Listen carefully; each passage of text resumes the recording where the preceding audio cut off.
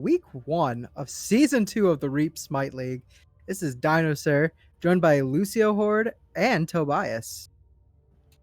We have MaxMode facing up against Atrocity. It is a playback of the season 1 finale. Yeah, so I wasn't here for season 1, so Dino, you're gonna have to tell me how intense that would have been. But first, let's talk about a few bands here. We do get Cthulhu, Arachne, and Sun Wukong banned here. Yeah, not too surprised. Sun Wukong's a bit of a weird one for me, but obviously Cthulhu and Arachne have been doing fairly well in the meta. I don't know how much the changes, because there were some changes to some of those blade items. Mm-hmm. Haste and Katana Arachne doesn't need, so that's not going to affect her too much. So I imagine she's still doing pretty well in the meta thus far. And we do have a Merlin ban. It's going to be the second ban, and a Bakasura. Yeah, so definitely Arachne doesn't really suffer from the hastened nerf, and the other nerf that she got was to her Venomous Bite, where it deals a little bit less damage when it comes to the tick damage. It's still massive, you're still talking 400 damage at max level, so you're talking about a lot of damage. And so for the Sun Wukong ban, I kind of like it, because if you don't want to have to deal with a solo laner that can bully you in lane, that can always be safe, and somebody that just kind of rolls on their keyboard and kind of gets value out of it, Sun Wukong's not a bad solo laner right now. He's kind of shown his worth both at an SPL level, at an SCC level, and even at a local, like, small tournament, small league level as well. He just kind of plays across all levels really, really well because of the ability of his kit to engage, re-engage, disengage so fluidly. I mean, traditionally, he's been like the Jing Wei, I guess, of the solo lane. Always thought of as kind of like the safe pick. You're not going to win, you're not going to lose. But I think that with that Glad Shield, like them completely changing it, Sun Wukong's kind of starting to shine there in that solo lane. He's definitely a top pick in my eyes. Yeah, definitely. And I mean, now the interesting here that things that they left open because of these bans, because we did see a Scylla ban was the last thing, is they left Yamoja, they left Persephone, they leave Amaterasu, yet first pick is a Thanatos, and it looks like second and third picks are going to be Cupid and Nike. Yeah, very interesting. I definitely would be prioritizing, like, if assuming that the players can play them, like, you even have Nemesis is open, like, you have a lot of high priority gods here. Yep. And while Cupid definitely high priority, I know that there's a certain affinity towards Cupid, Especially with Skipper. but apparently he switches out into the Chernobog. So Yeah, he always fakes out the Cupid, man. He does not have the huevos to actually select it. That's okay. Don't worry he about doesn't it. play Cupid. I'll play Cupid for him. He does it every Skip. day. I don't know. Cupid's so good right now. I love playing Cupid. I do want to talk about this Nike pick. Obviously, with Kurstalk and Sunder now being able to take away some of that Nike shield, a lot of people are leaning away from Nike. I still think that she's a strong pick. I still like her in support, but I imagine Ruler's going to take her in the jungle.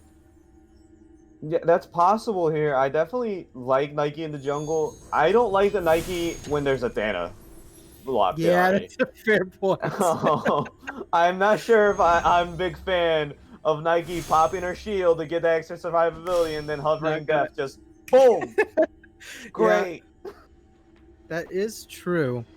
I am surprised though to see that Maximo did not select Yamoja. I know that Reap really likes to play Yamoja, but I guess they're gonna play a little game of chicken here with Atrocity for that pick. Who knows if she even gets picked at all? I can't imagine passing up a Yamoja though. She's just very good in this meta.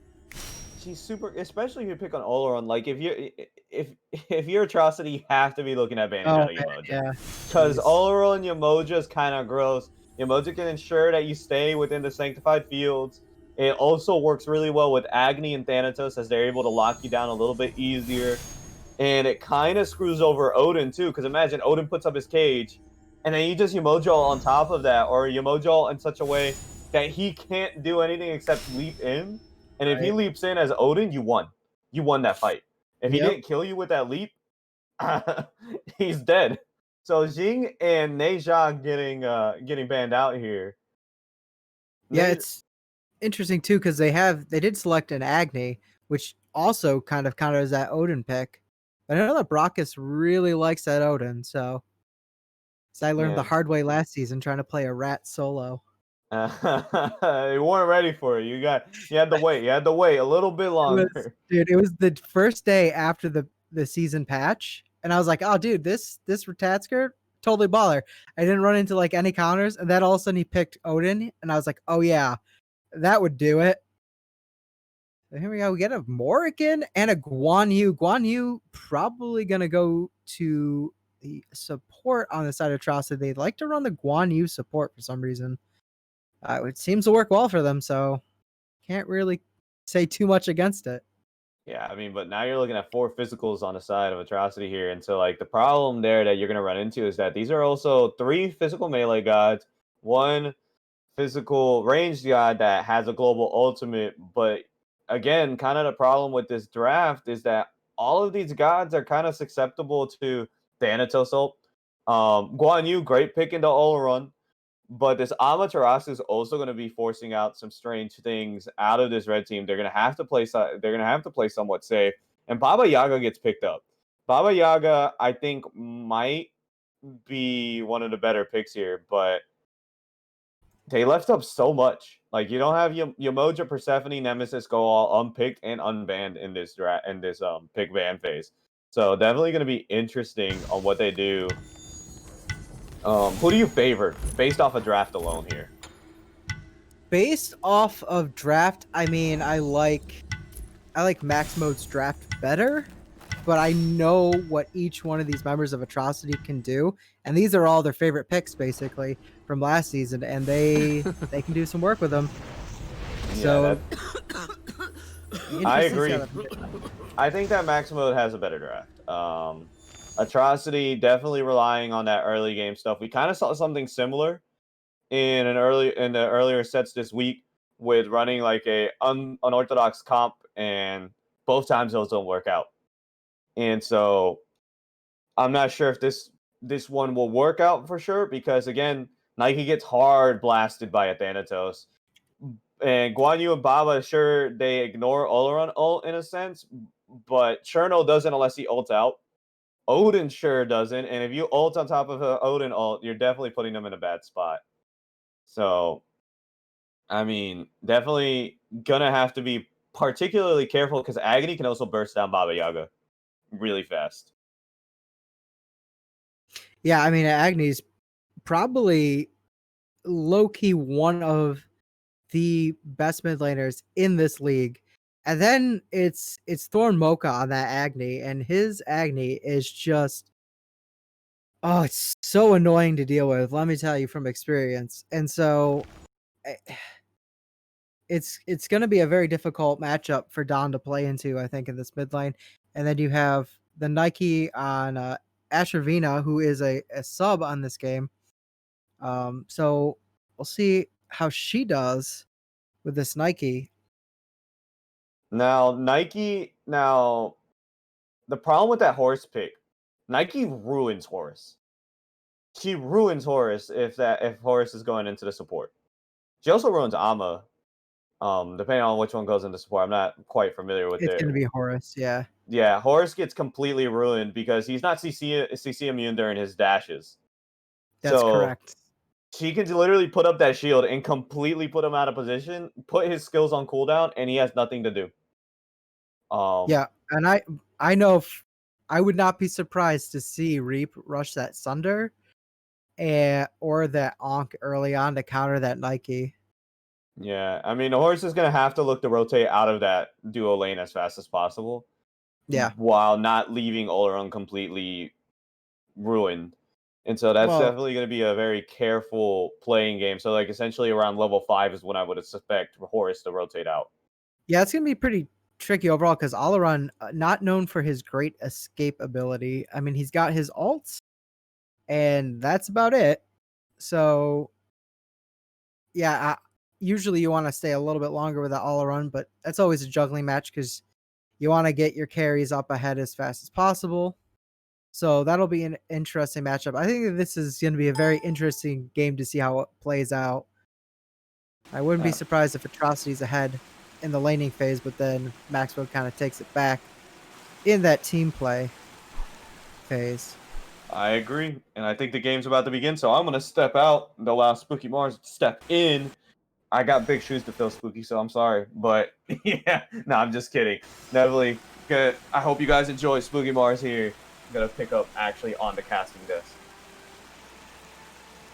Thank you very much, Lucio, for the desk analysis and introduction. Spooky Mars here on the cast with your favorite Dino, sir. And Dino, I gotta say, I'm agreeing with a lot of points you guys have made. MaxMode looking really strong with this comp right now. They've got some comfort picks on Thorn Mocha on this Agni. I think it's looking really good for them right now. Probably got a lot to prove here. Definitely not looking for a repeat of the finals of Season 1 here. Yeah, I wouldn't think so. Yeah. What do you think they need to look to do a little bit differently than last time to get themselves a different result, other than these roster changes that they've made to really get themselves to the maximum mode they can achieve? Honestly, I think that's pretty much gonna be the biggest factor in this game is Tweaky, who is their new jungler, and he is, from what I've seen, very good on the Thanatos. So we'll Absolutely. see if they're able to shut him down on that, or if he's able to run the entire game. And Tweaky definitely has very much a comfort pick in this Thanatos. He looks really good on it in all the games I've seen him with it. So, honestly, Atrocity, especially Ruler of Men, they're going to have their work cut out for them, making sure this Thanatos doesn't snowball any leads. Don Q and Ruler both have to be really careful in this mid lane. They can't give him any pressure, but on the other hand, Don Q has shown he has a proficiency for playing very safe. He likes to hug that tower, clears wave, goes back to his tower, doesn't really want to mess around in the lane too much. Mocha, on the other hand, much more aggressive, and you can see it already where he's kind of positioning himself up towards Baba, not really flinching away at all. Yeah, that's kind of what you want to do with those two gods. You know, Agni, you want to push the aggression, and Baba, you want to not have that happen. So, one interesting thing to note here is that I was thinking the Guan Yu was going to be a support, and that's a pick of Sheriff. But instead, we were opting to take Guan into the jungle. So we'll see how that plays out. I'm a huge fan of Guan Yu jungle myself. This is the reason why he's right here. In terms of Thanatos trying to intercept, making sure Agni doesn't die. Big status comes out. Guan Yu getting very low. Ruler of Men is very close, trying to evade. Managed to find a dash through the minions, but Tweaky is still right here. Don Q picks up the first blood on Thorn Mocha from behind the minion line. Great little play there, and Ruler actually gets out with his life now. Yeah, I mean, see Tweaky there just pulling off a little Thanatos support. It wasn't enough in the end. Yeah, he almost turned that around. Probably just a little bit of bad positioning from Mocha there towards the end, which is not very typical of him. He's usually a little bit better positioned than that. A little unusual for him to get caught by a Baba Yaga Q like that. I think people drastically, and this happens every time I play Guan Yu jungle, they drastically underestimate how hard that man can frag. And Guan Yu can frag early game. He just does so much damage. I'm never expecting it. Because it's a Guan Yu. Speaking of fragging early game, Brock is really putting the pressure on in that solo lane over there. Warren getting taken pretty low there. Gets back to his tower to try to farm safely and stay away from the spear of Brock's attack there.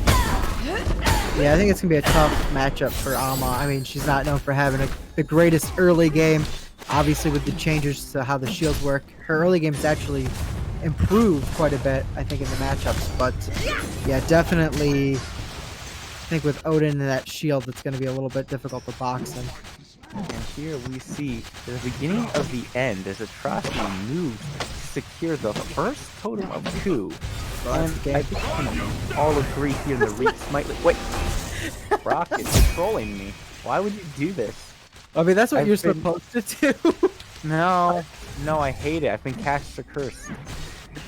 Oh, now Rockets will finish the totem of 2. Thank you, sir. Man. You know, some people have no respect for the totem objective. Yeah, exactly. I mean, getting the first totem does assure your victory, so nice job on Brockus to single-handedly win his team the game there.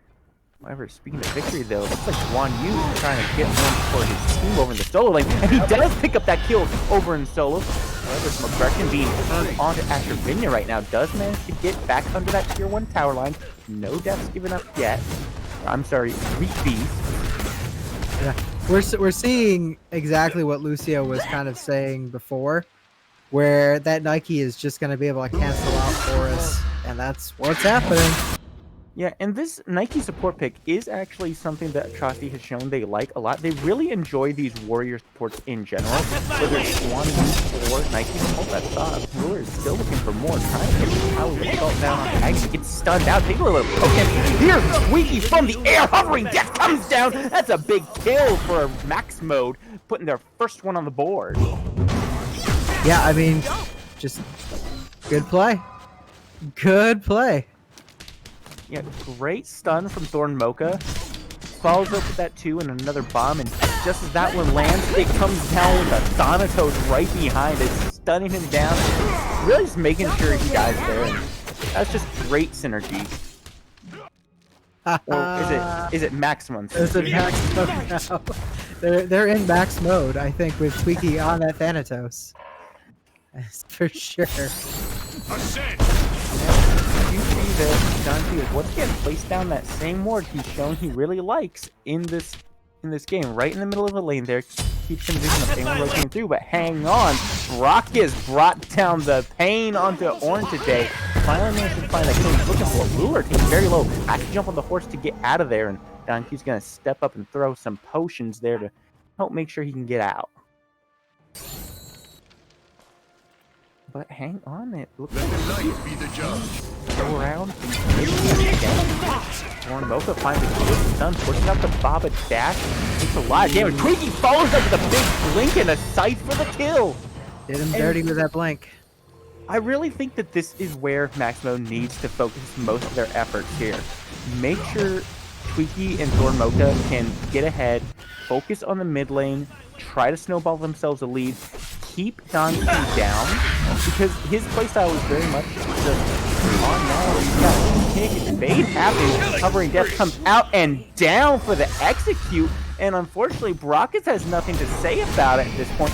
But Chernobog is here. Skipper has bolted in, but Thorn Mocha is also throwing down the firebomb, trying to get his team out. And it looks like MaxMode might be in a bad spot, but they're turning around well. Is now Thorn is finding his way out. Kill has been popped. Thorn Mocha completely out of mana as Don Q is throwing fireballs down from the house. But this is a complete disengage from MaxMode. They have gotten out successfully.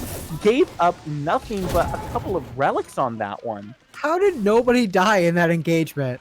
Synergy.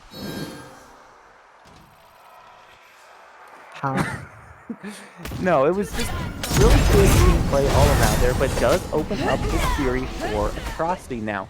They've got all of MaxMode really low. They forced them back. They know they're not going to be able to contest it, so they move on over, pick up the Fury. And you see that Atrocity tries to contest it there, but it's a little bit too late on that one. Yeah, a little late. I think nobody really expected him to kind of get anything out of that. But here comes the Sanctified Field looking to pick up Skipper. He does find the solo kill onto Skipper in that field now. Astrovinia has to jump away because she is very low on that Nike. Here is Reepies looking for more, trying to find something, but he recognizes it's a lost cause. Will not actually be invading this purple buff just yet, and the oracles are still unsecured by either. It's a little bit surprising there. But Thorn Mocha would rather come back to this mid lane.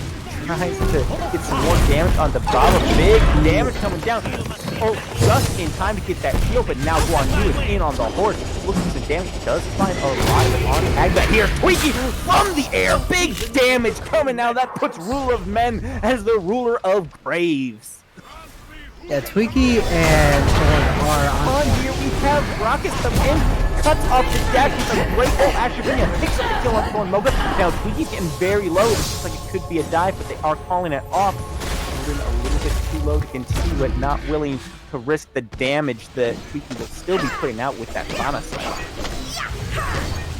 Yeah, I mean, just a good counter play from both teams there. Now we see a little bit of a turn of the tables as one picks up a total of 2 for his team now. And honestly, both teams are fighting really well, keeping it very even. MaxMode has finally gotten themselves up in kills, but only like... Actually, they're still about 500 gold down right now. So still have a little bit of work to catch up to the rest of Atrocity here. But 500 gold, that is pretty negligible at this point in the game. So they're not too concerned. You can bank that completely on that gold fury that they took for free. Ruler puts himself way out of position there, dashes into 3 members of MaxMode, and they just take him out. Hovering Depth comes down, and Thorn Mocha's gonna put Atrocity in the ground as well. Someone call a crematory because there's nothing left.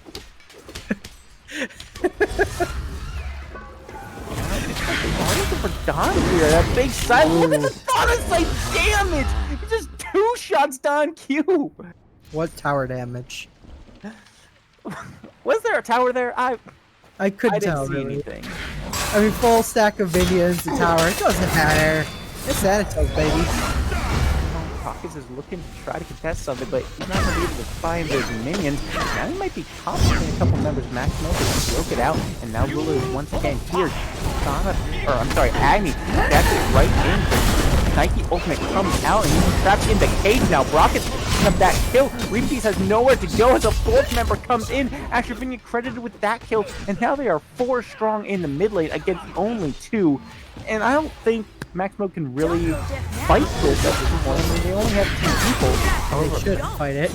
Atrocity's not going to push the matter in mid. Instead, they're going to turn their attention towards this Pyromancer. And that's a great call. That's a funny objective.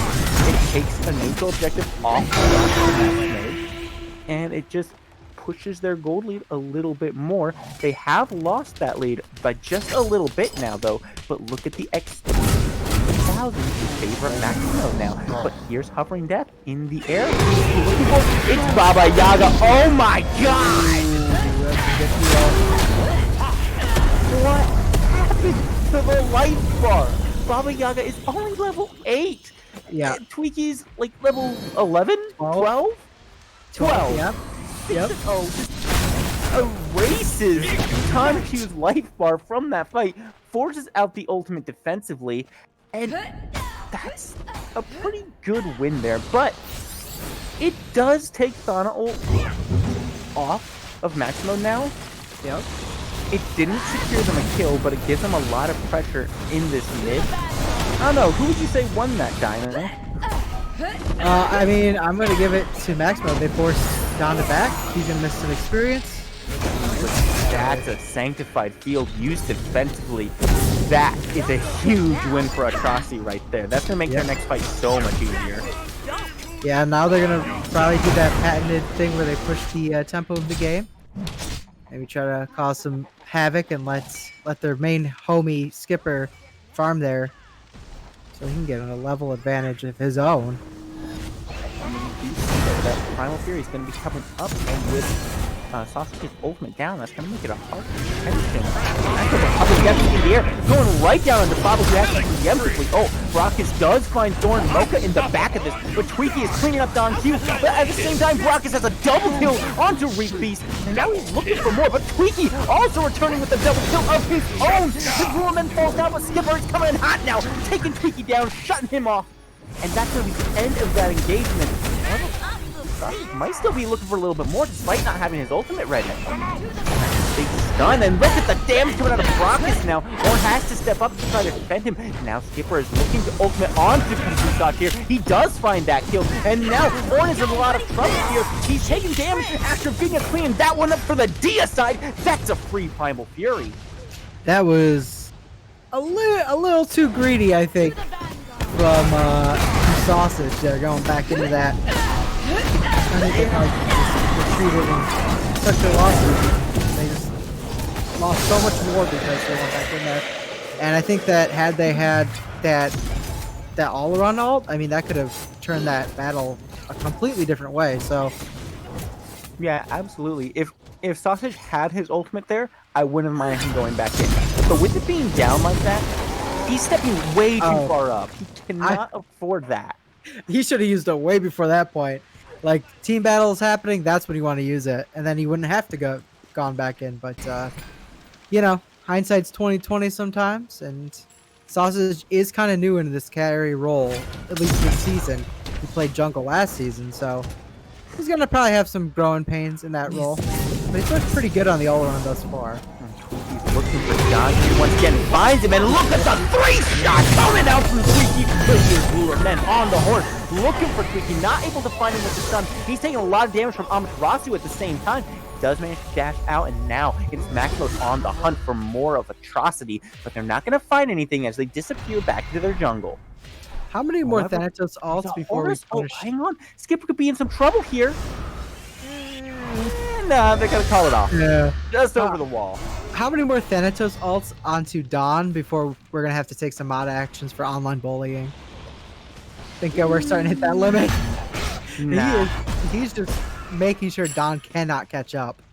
But Dawn's still doing a pretty good job. He's only one level behind Agni, behind Thorn Mocha, so. Well, the thing is, they've been also doing a pretty good job of jumping onto Thorn Mocha as well. Yeah. Rockets has been going for him on every fight, but hang on, he just went back, and now Atrocity is here. This could be some bad news for Complete Sausage. Isn't there himself? But here comes the Odin Cage, and now there's a lot of trouble, but Amra is going into over the 5 times. Stuff is still barely alive. Shell comes out to save him, but it's not going to be enough. And Don Q rains fire from the house. Now they're still on the hunt, trying to find Thorn on this Ama. Rocket's jumping in under the tier 2, manages to find that kill, and now Yuki is stuck in the man finding a good knockup as Thorn Mocha dashes out, leaving a trail of fire behind him. But this is Atrocity's biggest strength, is the team fight they bring. And honestly, that was a little bit of a lazy back from Tweaky. They had vision of Atrocity coming up there, and he decides to back when he's really the only thing keeping them off of his team, especially when his backing means a 4v5. Yeah, probably not the greatest timing in the world. But, yeah, I think that every player has to think of this game a little differently when you're playing competitive as opposed to like ranked or casuals. The team battles are going to be much more intense, and you can't get away doing that stuff as often. Yeah, I 100% agree with that. I looked up, I saw the Fire Giant attacking, and I was like, are they pulling Fire Giant? Just clearing out some more for now. Yeah, just a lone Odin. The favor will be returned by Thorn there now. Look for a little bit of damage on the Skipper, and they look for a little, but they find quite a bit. Half his life bar disappearing under the sight of Thanatos. Comes out there, and they're looking to set something up. Thanatos goes up into the ultimate there, and that gets him right down onto Skipper. Finds the kill, but Don Q manages to find Mocha on the back of the Sanctified Field is coming out. Oleron is trying to find the field for his team here. Does manage to create some distance, but leaves him in a little bit of a risky spot. Not too risky, as he is still able to walk away. You're going to manage to secure the Oracle on the back end of that fight. So 1-for-1 carry for mid, but it's going to be the Pyromancer picking up by Atrocity, and that is going to favor them in this fight. Yeah, I like the all-around ult. I think that was a good use of that ult right there. What I don't like is that it looks like he's rushing Typhon this thing, which is an interesting choice. You usually want to get a little attack speed up so that you can take advantage of that Hecate. But, you know, let's be honest. I'm not known for the conventional, am I? No, that you are I not, was just Dino. Poseidon support. Get out of my Listen, man, games. it's working pretty good. I'm just saying. Yeah, probably looking to get himself a little bit more survivability. Problem is, in the Odin Cage, that's not going to help, but hang on, Tweaky is down Skipper once again, but Rogo once again is taking Don Q out of this, and have we rewound? I feel like there's some deja vu going on here. This feels like a rewind. Pyro's back out. What Exact happened? play we just saw. What's happening? Okay, now they're going to Pyro. Gentlemen, we have some technical difficulties. You can thank Tobias. Tobias, are you okay there, buddy? Right? Okay. Well, I'm glad I wasn't the only one. There we go. All's well that ends doing, well, baby? as the Oni Fury will be coming back up shortly, There we and go. that's where we're gonna find the real action. I mean, Man, that was, it was like, wow, we found the exact same trade again. Oh, you gotta love it. Yeah, I imagine the next team fight is gonna be around that Oni. At least it should be around that Oni, although it looks like everybody fancies this mid lane for some reason. Very low here, forces the ultimate out, but here's the ultimate from Thanatos as well. Still looking for Ruler, but he does get a good blink out. Does not connect, but he does get a blink of his own. Finds the site for the heal, but that's going to put him in a risky position here as Cherno and Baba are right here next to him. And that is both backliners. Baba does finally get his revenge on Tweaky, brings him down with a big potion. Now Brockus is just slapping away at 3 members of MaxMode. But he's going to get pushed off, but that leaves Atrocity in such a good position now. Sure, both junglers were sent back to base, but Ruler didn't die, and now he's coming back. It's going to be a 4v5 on the Oni, if they even look to fight on the Oni, and instead they're just pushing MaxMode away, and they are indeed going to turn this back around, grab this Oni here, but here's Thornmoka looking to contest. Does have some bombs ready to go. Does find a big 4-man stun there. Dashes back out to safety. Sanctified Field comes down. Perfect placement keeps them away from Thornmoka here. The sausage is getting very low. He has no heals up there by himself. Skipper's going to find that kill, and they're going to keep on going. Like, might be getting a little dicey for MaxMode as they are finally just going to drop things and back away now. But they did get... well, no one. They got no one. They got them a little bit low, but that really shouldn't be forcing them off the Fury like it is right now. Yeah, maybe just being a little safe. Thanatos is back up. He does have his ult, so why not risk it?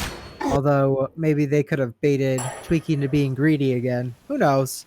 They decided to play it a little safe, and I mean, that's the way Atrocity plays. They play it safe. They play it aggressive and safe, and I don't know how they do it, but they do it. Yeah, I really think MaxMode needs to start playing around this Thana more. They really can't afford for him to be ulting after a Guan Yu who's running for his life through the jungle, while the rest of Atrocity is standing there staring at the rest of MaxMode. He is so far ahead. Gonna get this Oni for free, okay. Yep, that's gonna be free Oni. So I guess back to his fine. Tweaky's on the opposite side of the map. No one else can really step up to that confidently. Tweaky's gonna have to start grouping with his team and work together a little bit more. The Totem of Coup remains untaken. It's disheartening me as well. I can't. Why is it still up? And now Brock is blinking in, finding a great cage on Thornmoka. However, they have gotten the Phantom Veil. That's gonna let him walk out of there. But here's the Chernobog ultimate. Where's he going? He's coming down, and it's gonna be Tweaky landing down for the stun. That's a great ultimate there. Brock looking at Sashi once again up a little bit too far on his own, but also Ornn is in the middle of them finding the kill on the Skipper. Sashi is not able to run him down fast enough. Sashi does need to find that kill. Look, that Sanctified Field is once again coming out, knocking a lot of people down in it, but they do manage to get all 3 out of there. And there's nothing on that side of the map for them to take. MaxMode might need to just try to look for a Fury or a Fire Giant here at this point. Yeah, that's a good trade for MaxMode. They trade out their Amo solo for Skipper, who's the carry. So, you know, anything you can do to put the carry just a little bit further behind is always a good thing. Unfortunately, Atrocity here with a massive XP and gold difference. So definitely MaxMode needs to find something else. They won't find Totem though. Maybe they will.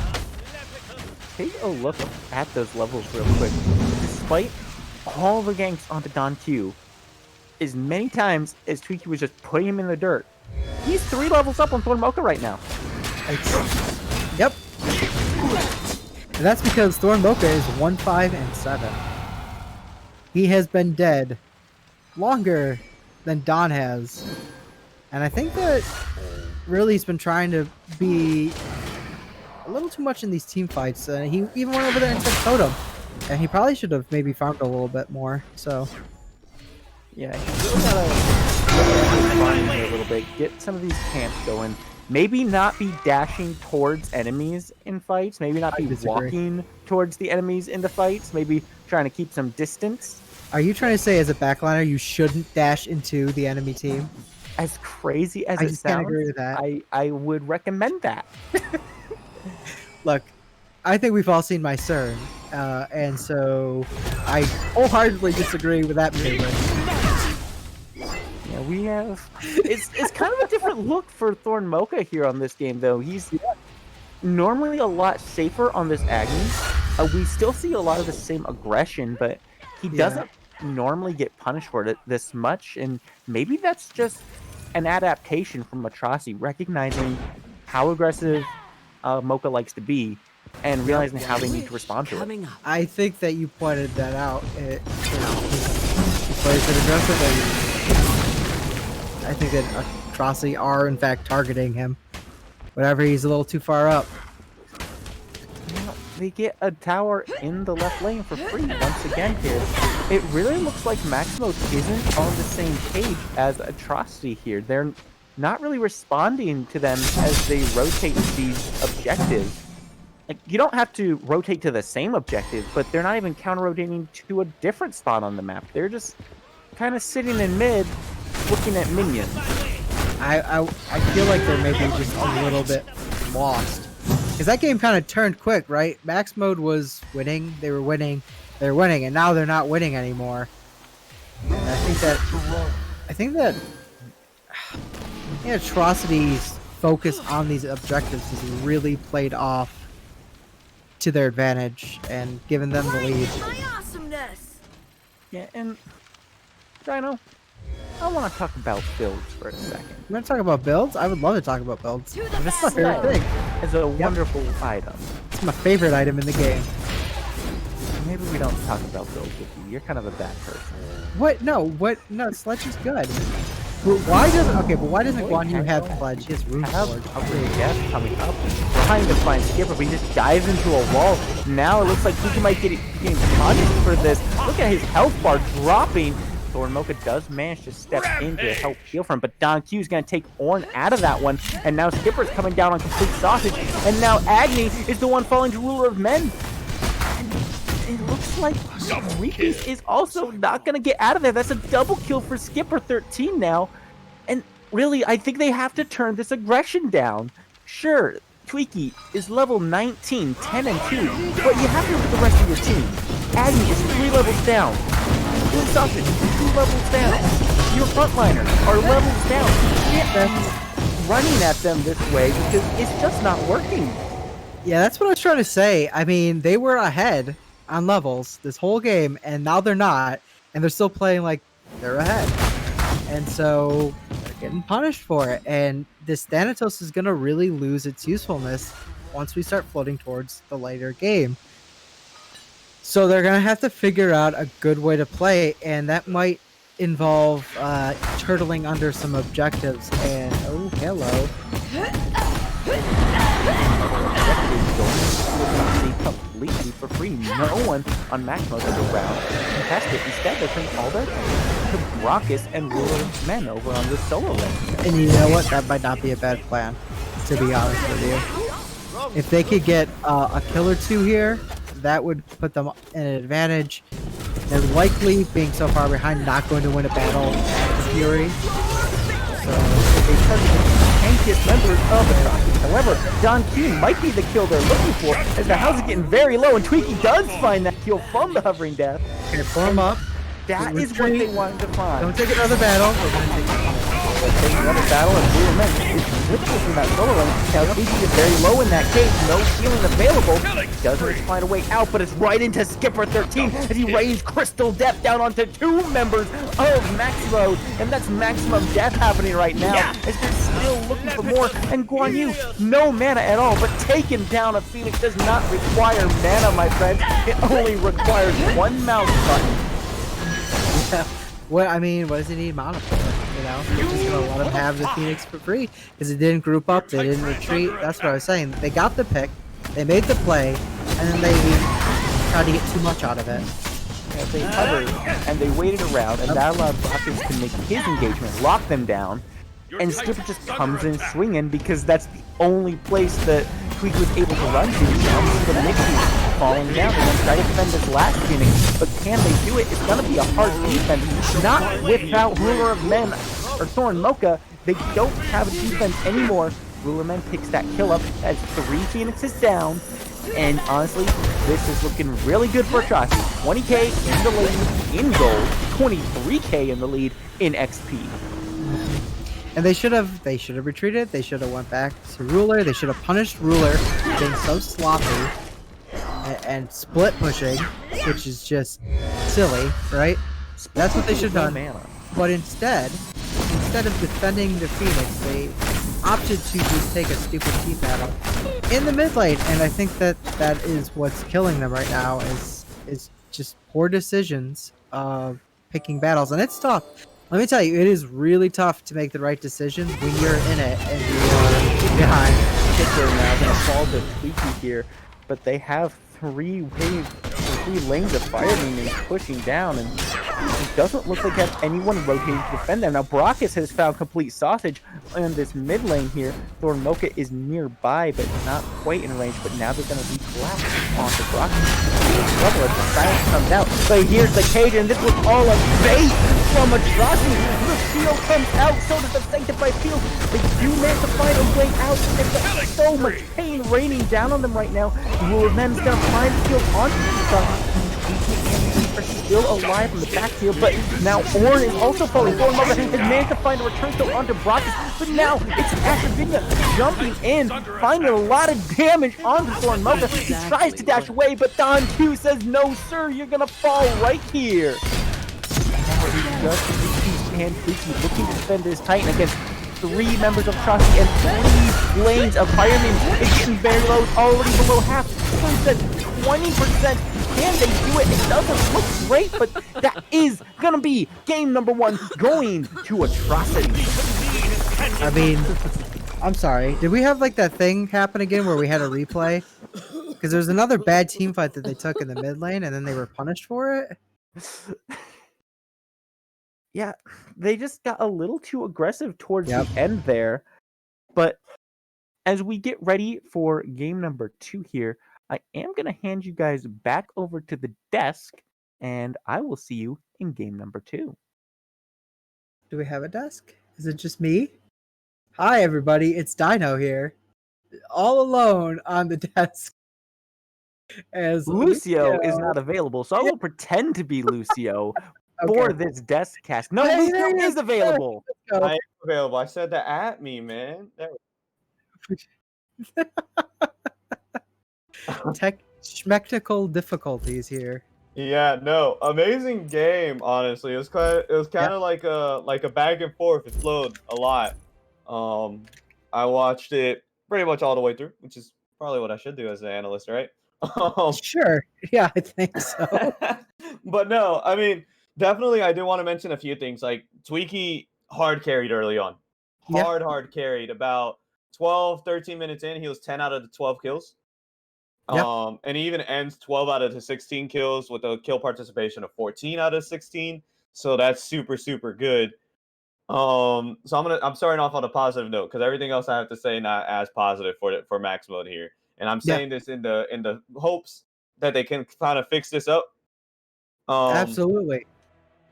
They have no focus in their fights. Their target priority is lacking really, really hard. Like Oleron's fighting here, Agni's fighting there, Amma is somewhere else, Horus is somewhere in between, and all of that weakens their ability to actually like make something happen out of those team fights. Like there are certain team fights that they were winning because Tweaky would get in a nice pick, and then they just would split up very hard, and that kind of carried into a lot of different aspects of the game. Like it was just a lot of splitting up without necessarily a goal orientation.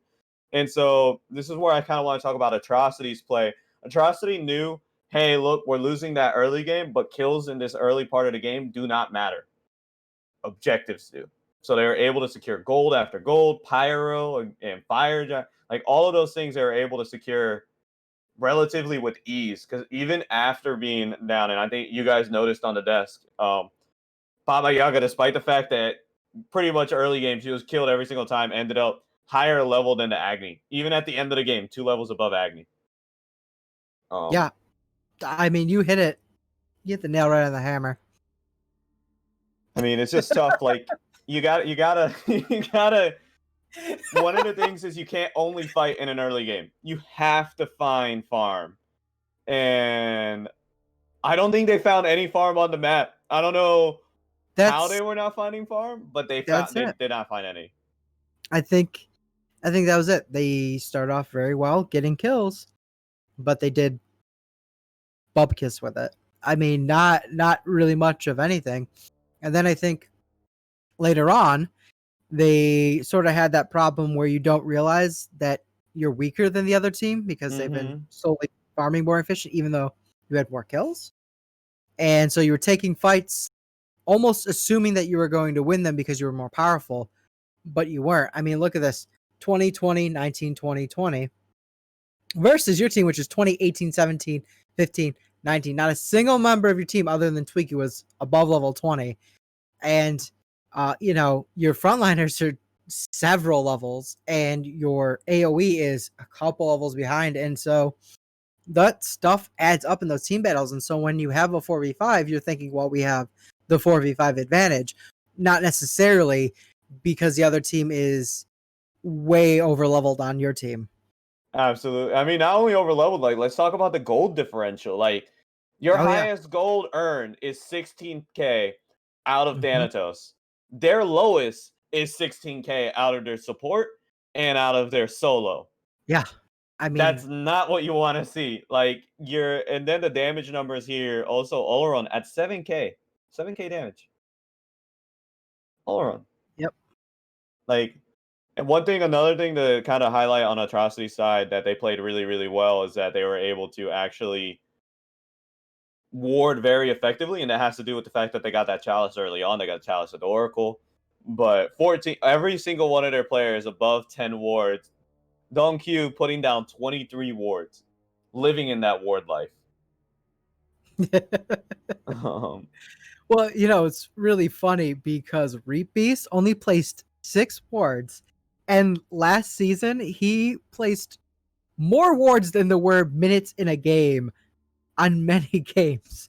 And he wasn't even buying the Oracle Chalice. I mean, he was ponying them up. And so to see him only have 6 wards, I mean, that's a turnaround. And I think sometimes when you're behind, that's a sacrifice you have to make, but it's also a sacrifice that you can't make, and it's one of those things that again it creeps up, and I think yeah, that just allows Atrocity to take things like Fire Giant and Gold Theories for free, and it's tough, but as a support you have to be placing more wards, I think, even if you're yeah. behind and you really don't want to.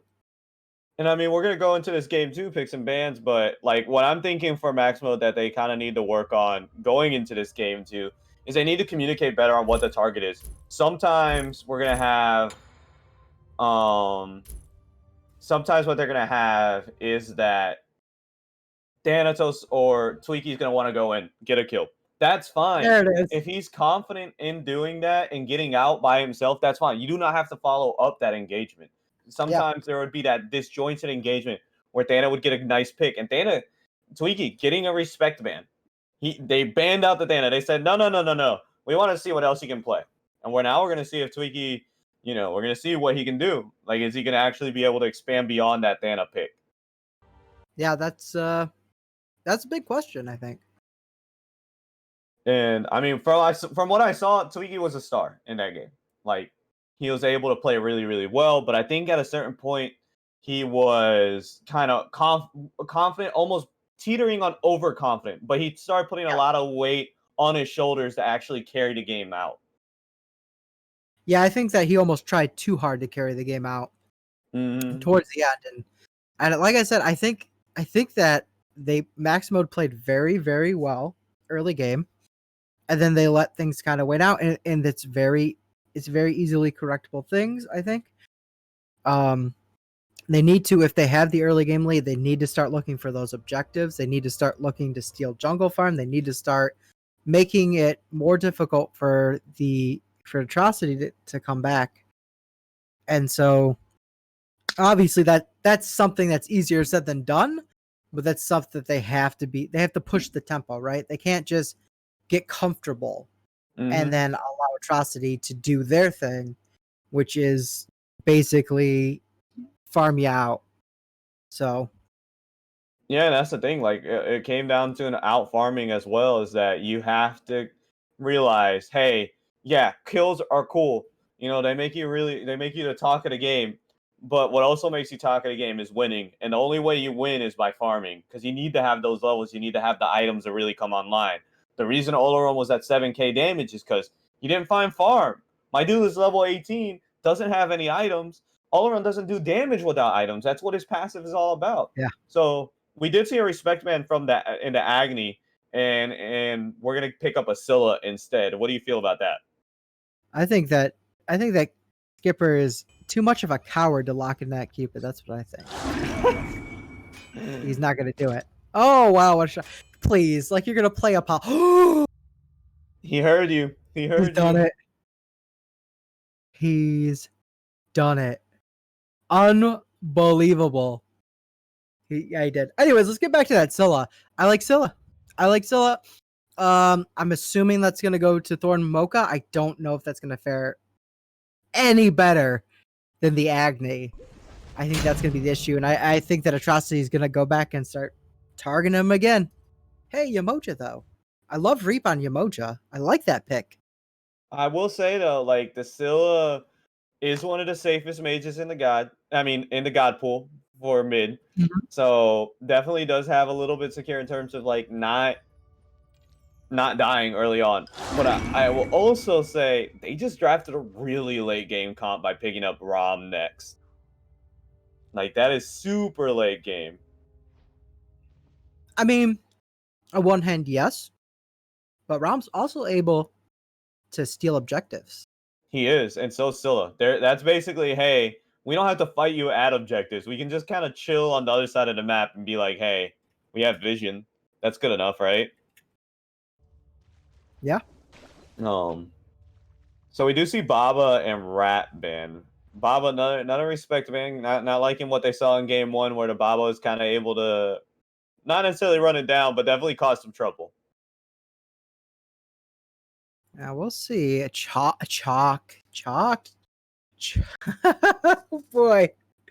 Oh boy, Lucio, you're in for a treat, my man. Have you ever seen a chalk jungle? Because I am willing to bet a good amount of money that that's where that chalk's going.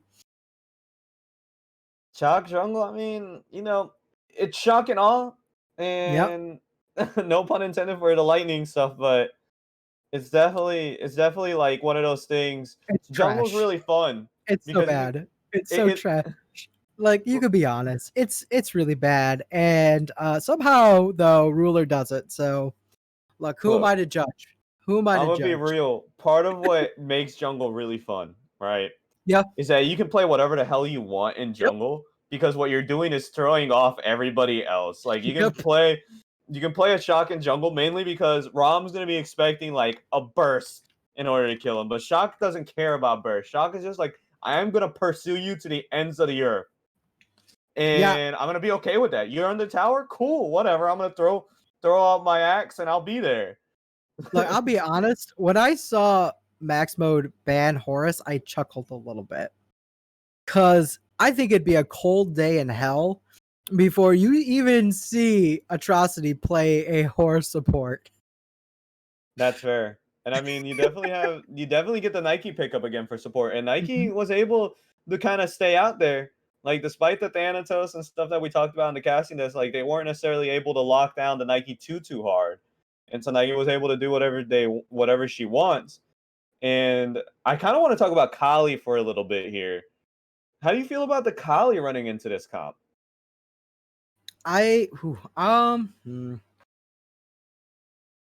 Yes. Yeah, why not? You know? I don't see anything. Maybe I'm missing some sort of genius counterplay Lucio, but Kali, I don't hate it. So for me, the problem is that Kali's gonna have a hard time chasing Cupid. Cupid has CC in his kit, really good CC.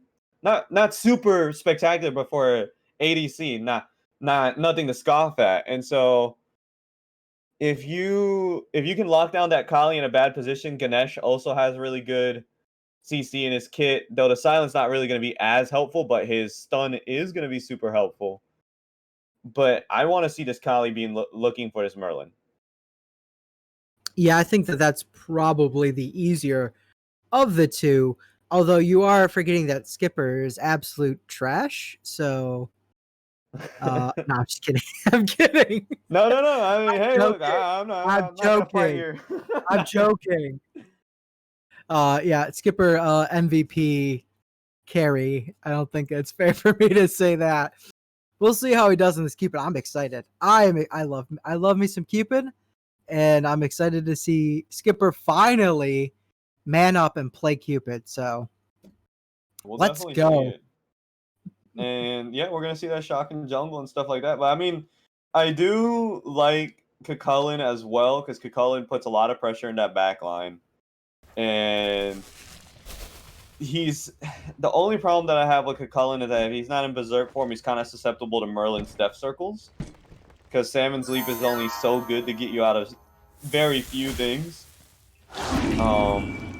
But Kukulin able to kind of say, "Hey Cupid, how you doing?" And his ultimate CC immune, so he's able to kind of like really go on that Cupid. So there's definitely at least the ability for Kukulin to keep Cupid occupied while Kali is finding Merlin and trying to find whatever else he can find in those team fights. Yeah, and I think a bonus is that Kukulin is one of Ornn's favorite solos to play. So, I mean, I expect big things out of that Kukulin, Ornn. Don't let me down. Yeah, I mean, so we're gonna ask the same question. The analyst desk always ask, "What are you feeling about the two drafts? Like, which one do you think kind of edges out on the other one?" Ooh, I mean, you have to give it to MaxMode just for the meme chalk pick, right? Like, I say meme chalk pick, right? But chalk actually can offer a lot of things early game. I mean, he's known for basically winning solo lane and then not really doing much else. But I think that's very interesting to play him there in the jungle. And Ruler has played chalk jungle before, and he doesn't look bad on it. So, again, I give it to MaxMode. But I appreciate the spicy chalk pick. I like the chalk pick too. I do think it does allow them to kind of like push the tempo into the backline, because Ganesh, Nike, chalk, like you can definitely basically say, "Hey, we're taking the team fight to you."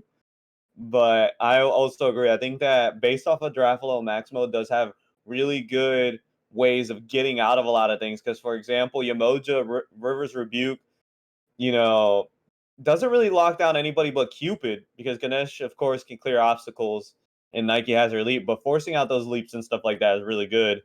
And also allows you to secure objectives easier. We already talked about Scylla, Rom being able to steal objectives, and you have a straight up hard carry in terms of Kali. And we already saw that Tweaky's comfortable playing that hard carry role. So if they're able to at least funnel kills into Tweaky and allowing Tweaky to kind of just run amok, especially against especially against the backline, then they can win pretty much any team fight. But the key is that Tweaky needs to find those kills, because it's just going to end really, really poorly for them if they don't. Yeah, I think we're almost saying a completely different approach in sort of their picks and bans, right? Because it's very much a late game comp here with that Kali, right? Mid to late game is what you think of when you think of Kali. Mm-hmm. You know, and then you have Reap on the Yamoja. You have Rom and Scylla, both really late yeah, game. it very much reads let's go late game. And let's be honest, Atrocity is like pedal to the metal. Let's win this game in 15 minutes if we can with the drafts. I think this Jock Jungle exemplifies that just perfectly. So Yeah, absolutely. So that will do it for me on the analyst desk. So I'm gonna pass it back to Spooky, who will guide us through this game with his soothing voice and his horrible puns. Thank you once again, Lucio, and you're welcome for the puns, by the way. Do you guys want to know what I find interesting? I would love to. Ganesh solo. Brockus is on the Ganesh. I had missed that in the. So I'm not sure if this is going to be a remake, as Brockus maybe didn't get to switch with Ashervinya. I don't know if maybe he's actually going to full on commit, take this to the solo lane. But we do also have some trouble with Skipper, but he is finally back in. I mean, what else is new? I will say, I like what MaxMode did with the mid lane. They first picked the Scylla, and then they ban away the Baba. That's Don Q's two gods. Those are the two gods we know he plays. So I think it was really smart of them to take those both off the table for him. But Yeah, I gotta say, go ahead. I'm sorry. I'm just super excited to see Don on this Merlin, man. Like, let's go. He's starting with the tiny trinket, so personally I already disagree, but to each their own. No, I'm with you. I on a scale of 1 to 10, I probably hate this about 69. So But I gotta say, I'm not a huge fan of the Kali pick into this. Minions have spawned. Into the Ganesh alone, I wasn't a huge fan of it. yeah. Into the Nike as well, I think Tweaky's gonna have a lot of trouble getting on a target. And not only getting on a target past Ashervinya with the barrier, but then when he's in the middle of the team, he can't ult if he's silenced, and that could put him in a very bad position.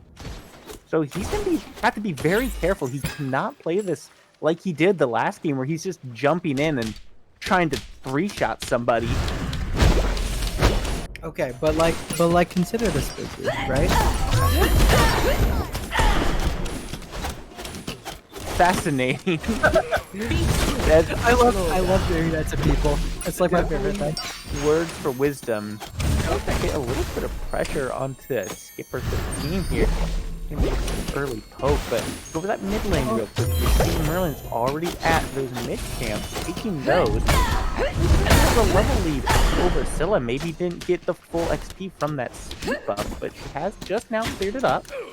Just in time for both junglers to rip it. Yeah, I just maybe like look at Colin's build right now. Beads forced out from Rom already. He's trying to put a lot of damage out. Colin did go for that tier 1 magic item, or magic protection item, so That certainly is a thing. I do not necessarily blame him. A good job spotting out that Brockus was going to be bringing this Ganesh to the solo lane, so get some early prots online for him there. I think that's a good play. Here's my question. What is that? Is that An enchanted buckler. Thank you. Thank you. You're welcome. That is so much Spooky.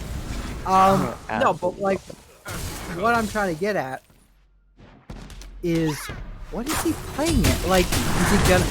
Skipper finds the first blood over in the duo lane. And we see that pressure is paying off there. Still very low himself, as well as Ashervinya, but in a 1v2, I don't think Sasha's going to be able to capitalize much on it, especially at the early levels. This is so confusing. And then, okay, so It's going to be a does runic. he get a runic shield against a Ganesh? That's the play? Yeah, I mean, he's going to be able to trade more effectively in lane with it. And in the late game team fights, he's going to Berserker mode, trying to put some good damage out there. Very nicely. But he's going to be trying to jump onto this Merlin, and if he can lower Merlin's damage output, that's going to be huge for the team. I'm looking at this. This is the weirdest build. So he gets runic shield, right? You cut Ganesh's power by 55. the Ganesh, Mhm. who's known for his damage. Well, let's be honest. Ganesh can put out some massive damage. I mean, he all right. can. He The can. one, okay, you get the ult into the 3 and the 1, someone's dying. Even if you're giving the kill to someone else, even if you're bestowing that, someone is gonna die if you lock them down on those ult walls. And that's what he's looking for in this. He doesn't even have to really get killed over in the solo lane, right? So, Kukulkan, It's not terrible, but I feel like he probably could have got a better item. I feel like. Kukulkan is a big bully, so he's gonna want to trade no matter what. And if he can, That's true. he's gonna want the magic protection to make the trades better for him, right? Mm-hmm. So if you're getting the MR anyway, you might as well get the one that lowers their damage as well, because that's basically added protections as well. It's gonna make him that much more effective in the fights, and like we said, it's gonna impact Don Q on this Merlin in the later stages as well. But here is Shock ulti aimed, trying to cut Rama off. He does manage to dive out of that dash. We're burned, and Rama is very low, trying to get out. Goes up to the ultimate, try to buy some time, fires off the shots too quickly. Doesn't buy himself enough time. Skipper just pops him down with a heart bomb on the return. Yes, that was a good play. Yeah, I think he needed to sit up there for a little bit longer, really maximize his time in that ultimate, try to see if they can make something whiff while they're waiting, see if maybe Reap Beast can set something up for his return, push someone away, or even maybe get his dash back up. But just firing off 3 shots like that, rapid fire and coming right back down, is not going to do anything for your safety. I'm still soaking in the solo lane. I mean, Mage's Blessing start on Ganesh. These are some very interesting builds. Not saying that they're bad. Not saying that they're bad. It's just not what I was expecting. Not what I was expecting. That's all. Like you said, Brockus, he doesn't need to kill anyone over in that solo line. His goal is going to be to farm, get big, get tanky.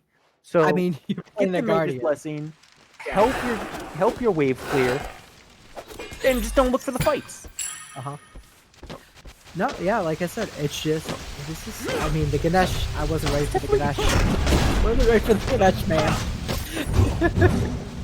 It's definitely not what anyone expected on the cast or in the game. You know, except for Atrocity, they probably expected it. They drafted it, but definitely caught MaxMode off guard here. Now Fields of Love come down again. Good ultimate is gonna get out of that mez, but shots are gonna go a little bit wide. Does manage to find the last and most damaging shot. He's gonna look for some more damage onto Skipper 13, taking pretty low here. He's looking to find the rest, but that's a big heart bomb. I'm not sure this is gonna be where he wants it. Gets stunned out there, and that's gonna be the last shot for Skipper 13, picking up a 2nd kill. I'm sorry, a 3rd kill. I mean, he was close, but like, oof. Even if he kills Skipper there, death was coming. Yeah, at the point you've got a heart bomb on you and a full main wave in front of you, and you're out of actual arrows, you don't dash in. And now, Shock looking for something on Thorn Mocha. On course out of Merlin. Now, does manage to find a way out with that Sentry, but he's taking a lot of damage now. Gets ulted down, but a great knockback will get him out of danger, and a nice sidestep also avoids that axe that would have otherwise killed him. Great job by Reap.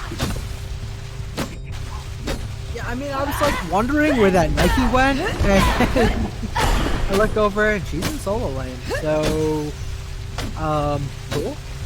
It's a totem thing, you know, it's the most important Yeah, objective totem. of the game. Gotta get that totem, man. Why are you here, Nike? she's just doing Nike tings, I think.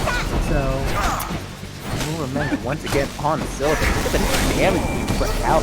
Here's I'm a Monster. Does find the kill. Big damage comes out. But now Knight is jumping in. Finds our turn kill. After the kill now. Now Merlin is kind of putting damage out. Finds a big combo there. Trying to put the fire damage out, but that fire will be extinguished as Kali jumps out of the way on the other side of the map in the left lane. Skipper has found a 4th kill. Now he is 2 levels up on Complete Sausage. He is a full item up now. Well, not exactly a full item. He's got his Dev Gauntlets up, of which Complete Sausage only has tier 1. They're now putting on the third tier here. He's also got tier 2 boot, which, while Rom has completed, he's still kind of behind. Yeah. Contested. What is more concerning is that the Kali, well now she's only 1 level up, but she was 2 levels behind the ADC, and that's something you never want to see. Because it's impossible to gank him at that point. And that's like your easiest target to gank is the carry. It's not what you want to be seeing as that Kali jungle. Yeah, they're going to have to work out for them here. They might need to see a rotation happening with a few more members. Keep a charge a little aggressive with that dash. Doesn't quite find it, but nice stunned out by Repeat there. However, Don Q's running and trying to put some pressure on Scylla. And does force Mocha out of that particular engagement. They're going to reset the signal. Now we have Kali jumping in. He does find the kill. Also, Rocket. That's going to be a good little swing in their favor. Gold-wise, now they still got 1,600 down. I'm finding damage on the Don Q around Atrocity. But now she walks down, has to ulti. But now Thormoka picks up the Don Q. And Thormoka gets the double kill in the mid lane. Over on the other side of the map, Ruler of Men has taken Tweaky down. Good response, but that closes up the goal lead a little bit there for MaxMode. And that's really who you want to see with the double kill at this point in the game. If your ROM isn't having a great time, at least you want to see your Scylla getting hit. That's what's on Mocha, we all know and love. But I do want to say it's very interesting to ooh, hello. Oh, that is a great call by Skipper. He knows the ultimate was just used trying to steal that turbo buff. Doesn't manage to get it, so he drops the ultimate, but here's a rotation. Sikkim does not land. He does have a way out, but now Repeat is here with the River Rebuke. But he left an opening for Skipper to dash out of, and he does find that. Sikkim does not manage to find it. Chuck is out of mana, but damn, look at the damage coming out of Scylla. And look where Kali is. Here you go. Well, you know, junglers need their speed up, okay? Yeah, she was getting backcamped, and that's the stuff that I'm talking about. Like, that is something that you do in ranks, but like, maybe don't do that in competitive. It's been it's so weird because they're picking on this Ganesh in the solo lane, and I'm not entirely sure that that's the right call. It seems to be working, kind of for them, but I'm not convinced that that's where she needs to be. But it's tough because you're Kali and you're just holding out to mid late game anyway. So. Yeah, on one hand, Ganesh is alone over there. He's not going to have a whole lot of help, as Blue has mostly been in mid. After diving, using the ult to hit Scylla and Reap. Vortex pulls Reap and Scylla in now. Activating, diving in with Ruler of Men. Shell comes out, and they are still alive despite everything committed onto them. However, Wiki is on the other side of the map. Colin is now rotating over to try to help alleviate some of this pressure. So now Dusty is backing off, and that's not going to be able to find much now.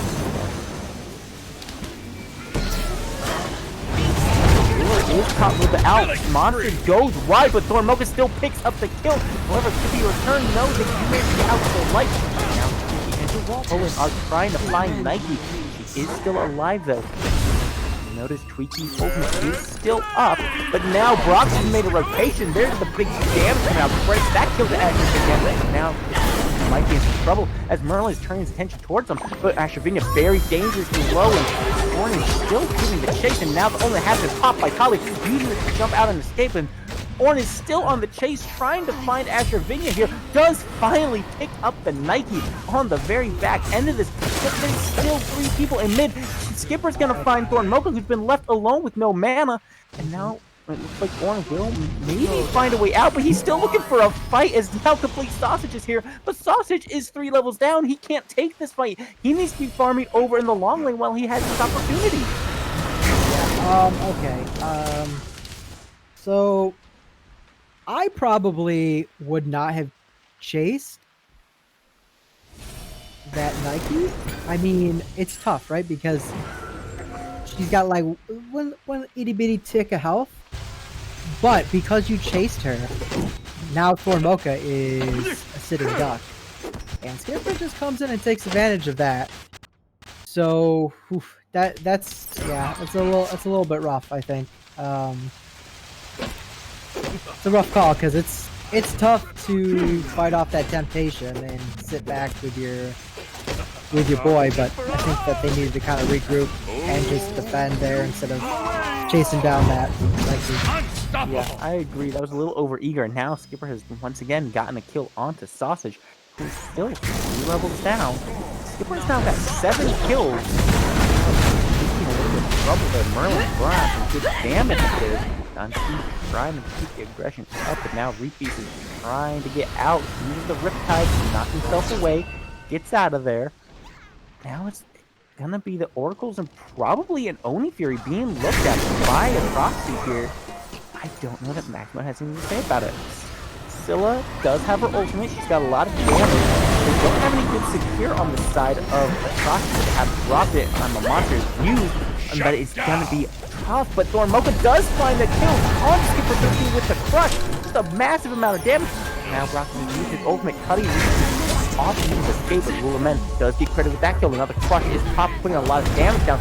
Sikkim does lock Rockets down for just a moment, allowing Orange to get out of there. But what's this?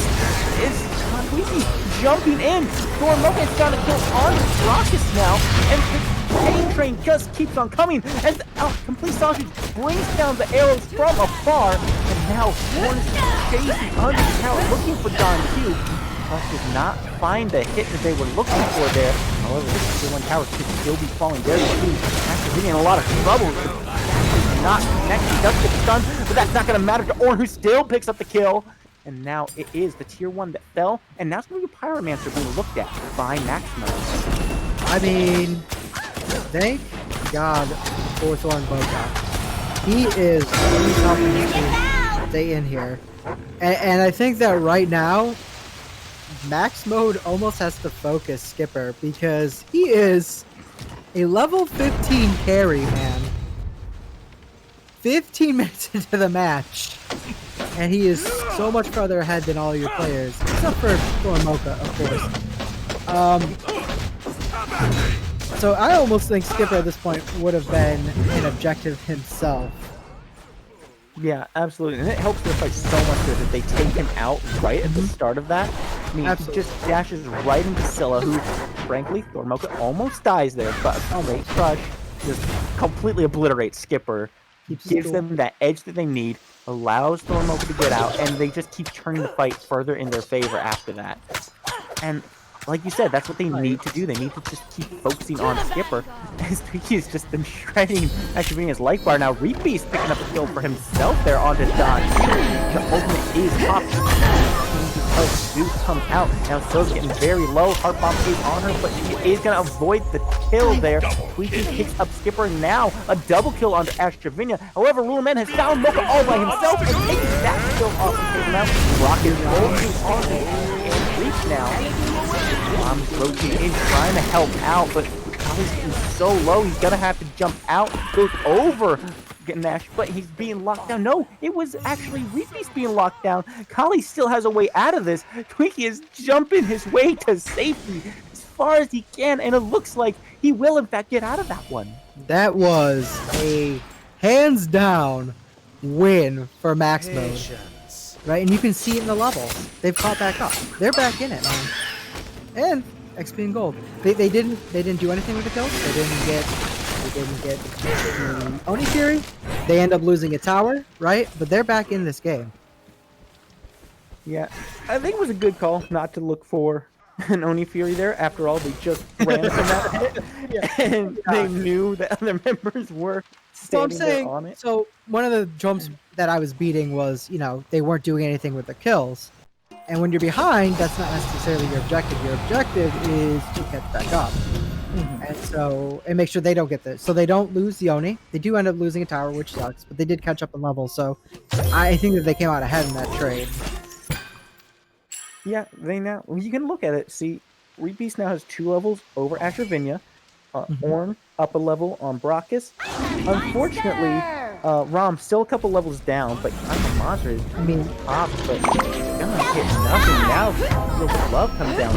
Force Scylla to use her beads or Aegis there. I'm sorry. Gets herself out, so that's still good. But that's a couple big ultimates pop. Now the Injury start up by Atrocity, and once again, MaxMode is not in position to contest it. They know they're all there, but they just give it up. They need to get better at defending the objectives, man. Yeah, It's they just the underleveled Rom to try to steal it with his ultimate, and that's not going to cut it. Now Sneaky a little bit caught out, takes a lot of damage for that overstep, and now he's caught by Sentinel. Now he's had to force the ultimate.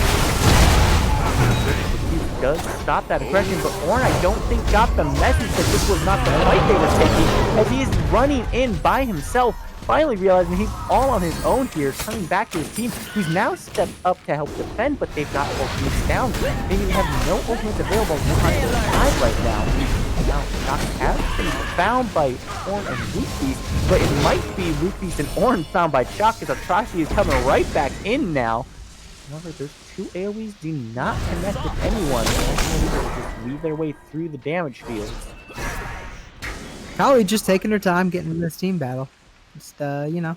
Well, she was in at the start, got caught badly, had to ulti out, so I don't blame her for just going up here and farming. However, now Sashi's doing the same thing. It's still 5 in mid. It's a 5v3. I don't think they can afford this right now. They're gonna Out from Robbins. Here comes the field of love. I'm a monster. Is Pop looking for damage, but Ruler of Men is going to stop that short. Taking Mocha out.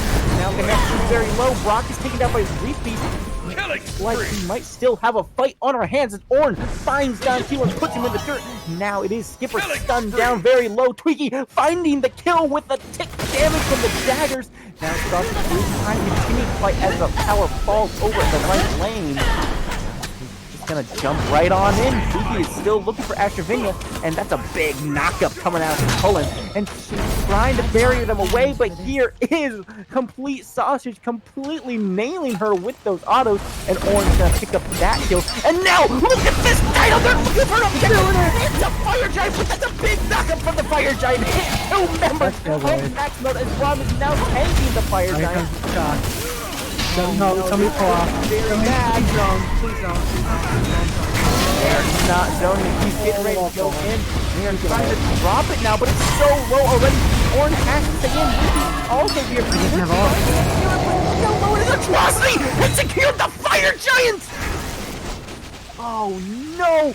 Ruler of Men might even get out of this still. He's so tanky. Look at his health bar. That was just sloppy from MaxMode, Dino. Yeah, you pull off, you fight the Chaw. Yeah, I that's painful for me to watch because that happened to be a lot last season. We would overcommit on Fire Giants. I mean, that could have been prevented from the beginning, I think, if Ornn had pulled off or something like that. I don't know what happened in comms, if there's some confusion. But yeah, somebody definitely needs to be zoning in those Fire Giants, and I think that a lot of times when you're ahead, you're like, well, it's a 5v1, right? We have the advantage. We should win this. We have more, so statistically, we have the highest likelihood to get the Fire Giant, right? But unfortunately, I've learned that you get screwed on the Fire Giant every single time, and you never, ever, ever, ever, ever trust the odds. And you just back off and you fight it. At that point, you're 50-50 in it, right? Yeah. Yeah. You might get it, you might not. Why take the chance when you can just pull off and either kill the Chalk and secure it for yourself, or make them all drop it? So if you have a fight on this happening, and Sentinel comes down, and it is the Thorn Mocha that is being looked at by Nike. And it's going to push them all the way back as the city does fall. Here's Merlin, a great spot for damage, putting the Blink down. Fields of Love also come down. Sausage is in a bad spot, does find the Aegis, but there's a heart bomb on him, and that's just a kill. Going Mocha, the return to favor on 13. Both carries are down right now, and Mocha, and also kill on Rule of Men. Is he looking for more? I think he might be, as Ornn continuing the aggression onto Brock to try to silence him out, but you can't stop the rage with a mere moan. And that is Tweaky picking up Brockus now. And the question just keeps on coming. Merlin is dropping stances, and he's going to be taken down as well. That's another double kill for MaxMode. Tweaky picking this one up. Now Astrovinia is the only one left alive on this Nike. She's running for her life, but they're chasing her. Stop chasing her. They need to redirect this aggression to an objective. They might get this. Does come down, and it looks like they will be swooping up, as you said, Yeah. on this tier 2 tower. I do like this. Let's go. That's a good Let's fight. get it. And that was absolutely huge for MaxMode. They took Fire Giant off of every single person that was alive there. Yeah. Great decision. And now they're gonna get this tower out of it. They're doing stuff. I like it. They're getting their heads back. They didn't let losing the Fire Giant get to them. They immediately came back. They pressed, and they found something from it. So I think that's a really good job from MaxMode. I'd like to see them go for this Pyro and maybe the Gold Fury that is spawned in right now. I Let's don't get like the this tower. tier 2 Get towers. the tower. I don't know. They've only got 2 people there, and they've got 5 up. Okay. Colin's getting 3 bombs, and Kali's like, don't do one or the other. Do one or the other. Now we have 2 ultimate teams on Kali and Poland. Poland used ultimate as well as Kali was trying to get away, but I think they've overstayed their welcome here. And now here is Nike popping the ultimate for herself, but not able to find the slow onto Tweaky, who is managed to jump out. And Kukulin's left in the middle of 3, but he's so tanky right now. Remote is rotated to help him out. Finds a kill onto Ruler, but at the same time, Gold Fury is being done for free. I'm a monster though! Finds a double kill onto Brockus, finding some good damage onto Nike now as well. It's gonna be the Pyromancer being picked up by MaxMode after giving up the Gold Fury to Atrocity now. Yeah, so I'm gonna admit that I was wrong. They definitely shouldn't have taken a tower there. You were right. But that ends up working out for them anyways. I can't believe that Thorn didn't die. They countered it perfectly. I don't know if they're like intentionally trying to bait Atrocity here, but whatever they're doing, it's working. So probably keep that up, I think. If they're trying to bait Atrocity, keep doing it. Bait harder. It's working. Keep going. Thorn Mocha has been playing up so big in every single one of these fights. He has to be Atrocity's target, but they are not able to find him. And for just a moment, let's take a look at builds. Scylla has Divine Ruin. He's got the Spear of the Magus. He's got Obsidian Shard and Soul Reaver. There is nothing standing in this man's way. He's got so much pen, so much damage, and then he's got the magical reduction on the Crush itself. Yep. You gotta kill this guy early. I don't know why you'd even bother building protections at this point. In fact, it actually looks like they're not, so it's like why. On the flip side, I want to look at Merlin's build, alright? So, it looks a little confused to me, honestly. We've got the Bancrofts into cooldown boots, into Divine Ruin, which I like Divine Ruin, but then we go straight into Obshard, and it looks like there's going to be a Chronos.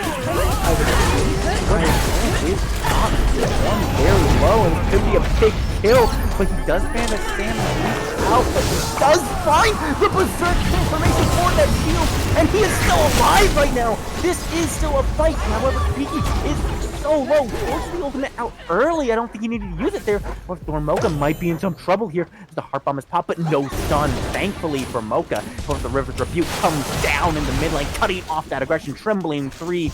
Mocha is by himself over in this lane. However, this is still a win for MaxMode in a way, as they have not lost any members. Atrocity, though, has all the pressure, and they could still be looking at this next Fire Giant, which, at this point, I'm not sure that MaxMode gets to.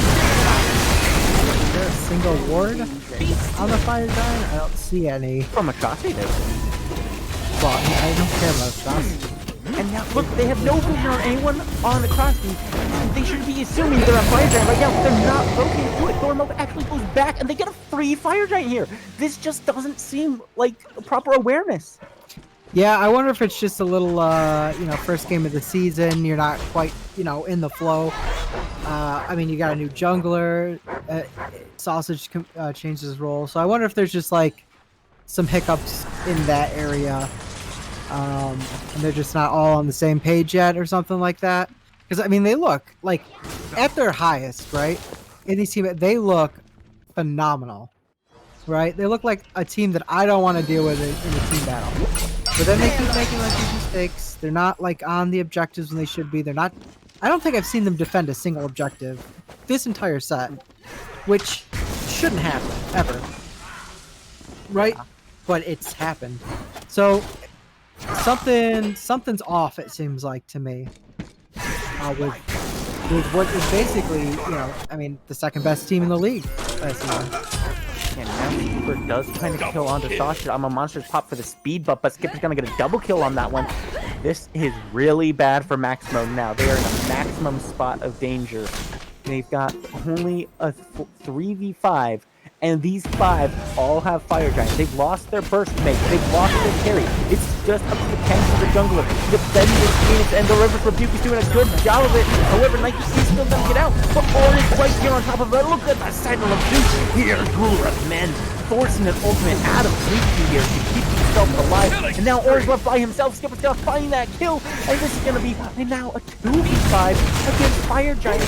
And I don't think they have any chance of keeping this Phoenix alive. I don't know that they have a chance of keeping this Titan alive, as now Atrocity is buried down on the throne room, looking to end this game, end this set, the same way they ended the grand finals. He's jumping in, looking to do some damage here. And he's got no ult, and Skipper's gonna pull that down. He does pick up the kill, but Don Q's gonna pick up Weak Beast as well. Now Sasha's here. So is Normal gonna try to put out the damage, but they're taking so much in return. He finds Buckets, but the Atrocity finds the Titan. Yeah, I just want to point out how huge that River's Rebuke was from Reap. Like, what an absolute perfect River's Rebuke. He managed to cut off Cupid, so he couldn't attack the Phoenix. He couldn't get to his team, right? Left the 2 tanks inside of it. That was such a great move, but unfortunately, the momentum was just against them, and they can't pull off the defend. So. Yeah, unfortunate for MaxMode, but this is only week number 1 of season 2. There is plenty of distance for these teams left to cover. For now, I will bid you adieu and throw you back one final time to the analysis desk with Lucio Horde. Yeah, thank you, Spooky. I'm back. I'm here with a little bit of analysis on that game. I'm going to flat out say the coordination from MaxMode a little bit better, especially in team fights. Mm-hmm. And they were able to actually play in those team fights, really get some great picks thanks to Mocha. Mocha on that Scylla was kind of terrifying. When he says I'm a monster, I believe him at this point. What do you think, Dino? Yeah. Oh, geez. That was quite the performance from Mocha. Really fun to watch, just him frag. Yeah, no, it was sad. But I'm gonna be honest. I mean, I'm gonna say that was probably the biggest highlight of that game. Now, tweaking on the Kali was pretty good too. I'm not gonna dissuade that either or disparage it. But man, the farm, man, yeah, Maximo lost that game because they didn't farm again. It's like game 1. You're not doing objectives. You're not farming the map. You're fighting too much. Okay, so at a certain point, I think Rom was 3-4 levels behind on Skipper, and he rotates to that mid fight, knowing that Skipper is there, right? And Skipper actually gets picked off in that fight. If I'm Rom, I'm thinking that's a free left lane. That's a free tier 1. That's a free tier 2. It's something, right? I don't know. That Rom, I think definitely one of the things that they need to work on is that rotation. Making sure that Rom's getting solo farm, because there's no point in picking a Rom if you're not going to let him solo farm. Yeah, I think, I think maybe that's just because Sausage is kind of flowing into this carry role. He played in the jungle last season. I think that there's just a lot of stuff going on with this team, and they're in a transition. And it's yeah, sure, Atrocity did have a sub come in, right? But that's a little different than having, somebody change a position and having a brand new jungler come into the equation. I was just shocked they didn't defend a single objective, if I remember correctly. So that's something that they probably want to be looking to correct. I don't know what the cause of that is. I don't know if they felt like they were under too much pressure and that they had to give up those objectives or whatever. But yeah, it seemed a little bit disjointed from MaxMode. But like I said earlier, at their best, they looked really good. Mm-hmm. And I think that the potential for this team is very, very high. And I think come end of the season, when, in the playoffs or whatever, if they have to face Atrocity, they might be able to beat Atrocity the second time around. Yeah, I mean, like, so again, like what they really need to kind of work on is making sure that they're actually communicating about objectives, communicating Mhm. about how to engage those objectives. Because, like you said, they gave it up for free. That last fire giant, you have Rommel, dude. You could be on the other side of the map Yeah. and still get it. You have Scylla ult. You can literally just walk in. Scylla dies, sure, not what you want to have happen, but at least you get fire giant on your Rom, your Moja, Kali, and Kukulin, like something. You don't give them just, you don't let them have a free fire giant, especially if you're not going to push somewhere else. You're going to let them have free fire giant, take tier 1, tier 2 and the left side. I think they already had tier 1, so take tier 2, maybe push Phoenix. So you look elsewhere. If you got to think about a push and pull when you're talking about the map. Like if you know you have to give up pressure somewhere else, relieve it elsewhere. Yeah. So yeah, there's just a couple things. I think that they played way too aggressively at the wrong moments too. You remember the point where Guan Yu was kind of pushing last game. He was solo pushing that Phoenix, and then they took a fight in mid lane when they could have probably swung around and just eliminated him. Might have been the better play, but yeah, like I said, I think they got a lot of potential. Just a rough game. We do have an interview, Mm-hmm. so I'm gonna go ahead and drag the old coach up here. The free fry go home or go me. Look, man, y'all's names are weird. So let me see how to. Where is he? This is Gulag. Hey, there he is.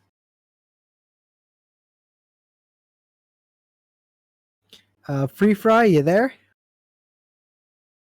Yeah, I'm here. Hey, there he is. Hey, Free Fry. So we're just here for a few questions, if you don't mind. Congratulations on your team's win. They did put a dominant performance 2-0. How are you feeling about that after those two wins? Uh, I mean, after a set like that, you can only be happy. There's definitely stuff we need to still work on. Set one looked fantastic, or game one looked fantastic. Game two, not so much, but it's first game of the season. There's always bound to be hiccups and stuff like that. Yeah, actually, that leads me into one of the questions I was gonna ask. Because game one definitely was like Atrocity was running the board, like that they were winning that game. Like sure, Thanatos was doing Thanatos things, but Atrocity seemed like they were very much in control of that game. But game two, it kind of was MaxMode's to kind of lose in that regard, right? And so, how was your team kind of like dealing with the fact that in game two things were a little bit more shaky there? Yeah, game two, the clear win condition was skips ahead, feed skip and win the game. Our team got behind. Props to Max Mode. They banned us out in game two. That's the first time anybody's done that to us, and so we had to run an unconventional team that we're not used to. And luckily for us, our team is used to kind of throwing mid game and then collecting themselves and coming back for a big win. So moving forward, do you think that that's one of the things that you guys are going to work on a lot, like trying to fix up that mid game, like that transition between early and late? Because definitely game two, that seemed where the weakest link was. Like your early game really solid, your late game really on point, but that mid game was a little wonky. Yeah, for us, I know that Team Atrocity, we can play a solid early, mid, late game. The big thing for us is consistency. You saw it in game one, it was consistent early, mid, late. Game two, that's where we need to work on it is making sure we have that consistent early, mid, late game, show our dominance, and not fall apart. No, I mean, yeah, that game one was spectacular from you guys. So moving, last question from me, and then I'll throw the Dino here. Ganesh, Ganesh solo. What was that? What was the reasoning? What were you thinking? Is this because you have that support that runs really warriors, the support substitute, or were you just thinking, man, Ganesh? I like Ganesh. So as the analysis desk, I thought you guys might pick up on this. So we played Odin game one, and he has a cage, and they banned out Odin in game two. So what's the next best thing? Well, it's obviously Ganesh with Yeah. a similar cage. Hmm. Um, we like that style of play. Uh, Ganesh, yeah, it's a little unconventional in the solo lane, but Brockus plays it fairly really well and really brought the impact with his ult in the late game. Yeah, I can respect that. I mean, I had a suspicion, but I like that. It's just the surprise of seeing a Ganesh solo. And I'm really thinking about all the connections. Just kind of like Ganesh. Wait till you hear the freaking the VOD of this, man. I was like, okay. Hey, that's an Atrocity special right there. Guys, we like to pick gods, and you guys have yeah, no idea where it that's- goes. I mean, dude. game 1, the spectator had no idea where to put Guan, and eventually got him into the jungle. So we Where like he doing that. belongs. Yeah, exactly. So Yeah, Dino, do you got absolutely. any questions for Well- FIFA? Fry. Dude, I've given up on pronouncing people's names. Anyways, so FFGC here, buddy. So finally we have given Skipper the Cupid. Was that like an intentional like team plan? Was that like, did you guys have is this comp built around that? Because I know Skipper does like Cupid. And last season you didn't play him because he didn't fit into what your strategy was. Going into the season, did you maybe look to accommodate that more? Is that because you guys wanted it, or is it because he just begged you so that I'd stop making fun of him on cast for not picking it? Oh no. Season 1, there was a hard rule. There will be no Cupid. Cupid sucked in season 1. It's true. There Yep. was going to be no Cupid. Then Cupid gets a buff and actually turns out to be, pretty meta, pretty solid. Skip loves Cupid. He's really good on the Cupid.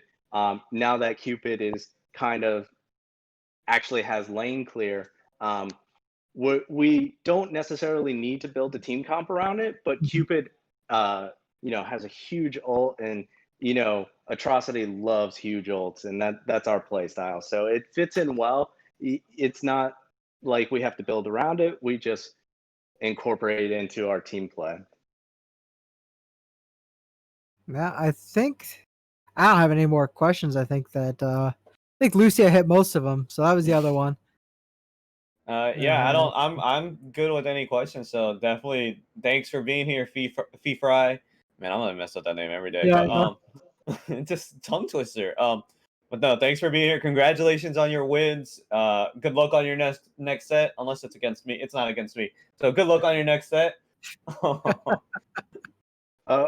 One last thing, big shout out to Ashervenia for being not only the Team Atrocity team mom, but also our substitute for this set. And fuck yeah. Hey, no swearing.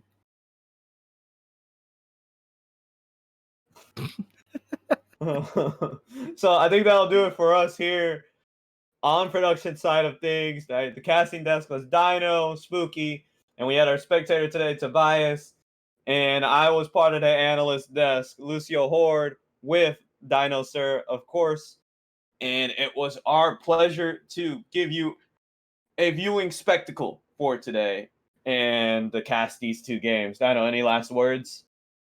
Yeah. Good night. Good night, guys.